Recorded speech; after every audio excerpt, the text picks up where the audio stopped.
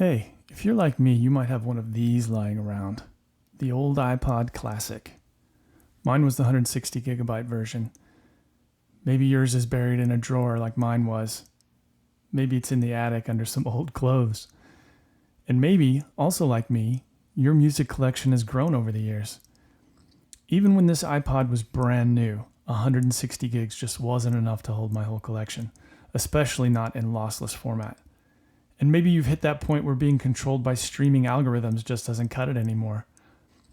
Sometimes an iPod set to shuffle your entire actual library in full quality is just more your speed. The good news is you can absolutely bring these things back to life. And I actually had two of these sitting around. One of them I upgraded a while ago, which I'll show you later. And the second one, more or less a backup, just came back from being upgraded as well. Anyway, this just arrived fresh from PiratePT Electronics. I'll drop a link to his shop in the video description if you're thinking about doing this. Anyway, let's open this thing up. Always cool to see the original box. Actually, I sent it to him this way, so it was well protected. And like I said, this is a 7th gen classic, and it's still got the old Apple specs printed on the side. Total throwback.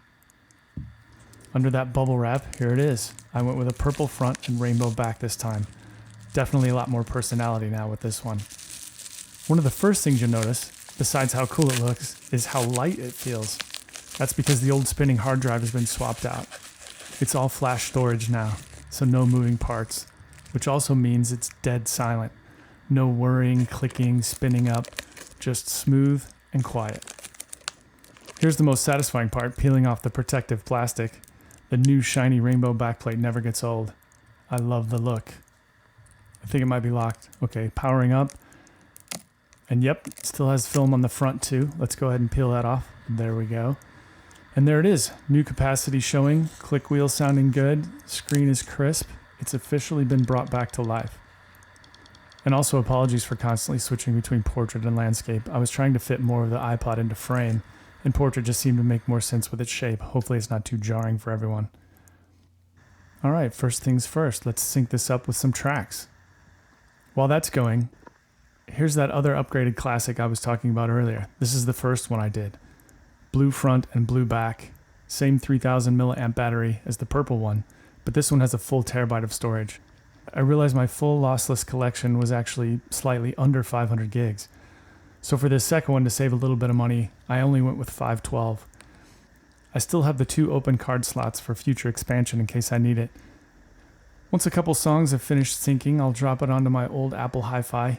Yes, I still have one of these, and yes, it still hits.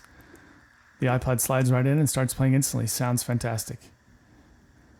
I'll probably keep one here on the Hi-Fi, and then the other one will probably live here, docked into my old school Hi-Fi rig next to my turntable. For those of you with sharp eyes, you might have noticed down below I've got a Sony Hap Z1, a Nakamichi 505 unidirectional auto-reverse cassette deck, and a Denon dual CD recorder. And yes, I still use them all the time. Anyway, I love that these iPods are getting a second life, more capacity, way longer battery life, and they just look cool. Huge thanks to PiratePT again for another great build. And just to be clear, he's not sponsoring this video. I just wanted to give him a shout out.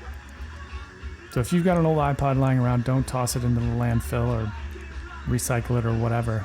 Restore it. It's honestly one of the most satisfying music upgrades I've ever done. I'll also put all the upgraded specs listed out in the video description so you can see exactly what's been done to each one. Alright, that's it for this one. Thanks for watching, and I'll catch you in the next project, whatever that ends up being. Take care.